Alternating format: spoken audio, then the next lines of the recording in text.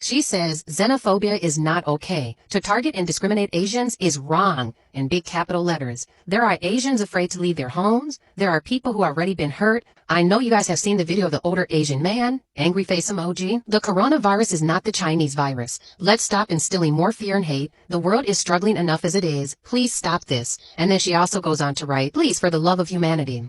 So, like I said, a lot of people were really mixed. Of course, the celebrities praised her and, gave her props and agreed. But the regular folks, honey, oh, they were dragging her. They had tattooed tears about the Chinese people and Asian people facing discrimination here in America. But it's really strange that you're quiet when it comes to what black people are facing in China.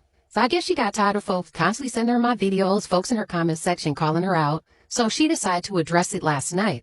But I noticed she didn't have the same energy, and that kind of bothered me a bit.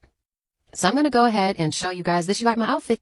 The host then asks his Princess, why did you jump your ass up and go run after Moniece? And Princess is like, you know what? I'm just tired of her. Moniece doesn't know nothing about me. She talks about me like she knows me. And then Ray J pipes in and was like, well, did you see when Moniece threw a drink at Princess? So now they're all talking or whatever. And then Princess claims, you know what? Brandy's my girl and I'm always going to have my girls back. I'm like, well, crouching tiger, hidden Negro, sit the fuck down. It's like the black Asians don't went crazy. It's funny that they're so quick to have each other's back. But during the whole show, we never even saw Brandy and Princess even interact. But now they're best of friends. I'm going to need both these crouching tigers, hidden Negro / Asians to have several damn seats. Both of y'all. And I found funny is that if you guys remember, Tiger Woods was always screaming that he's not black shit, he's Cabinasian and all this other stuff that he's mixed with, which he is, he's half black, half Asian, and that's great. But he wanted the world to not define him as a black man. But what I found funny as hell is that when his ass was arrested, what did the police define him as? Black.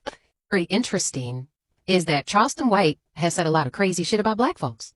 Oh, he said all types of crazy stuff about black folks. Black women, black children, and is there some truth in his message? Yes, of course. Two things can be right. He can have a truthful message at times, and at times he can be very, very, low vibrational and gutter. And what's very interesting is that when he says vile things about black people, and a lot of black folks have called for him to be canceled, like T.I. and Lil Boosie and all them, it's crickets. But now that he's offended the Asian community, there's moves being made. I find that very, very interesting. It seemed like China Mac and all these people were cool when he was going in on black folks. When he was dogging black folks out and, calling Lil Boosie's son a shiny, what did he say? He said he was shiny like a black shoe or something like that. When he was going in on T.I.'s son, everybody was laughing. A lot of the jokes that he was going in on were, they were low-key funny, some of them. And I didn't see China Mac coming out and going off and saying, hey, that's not right.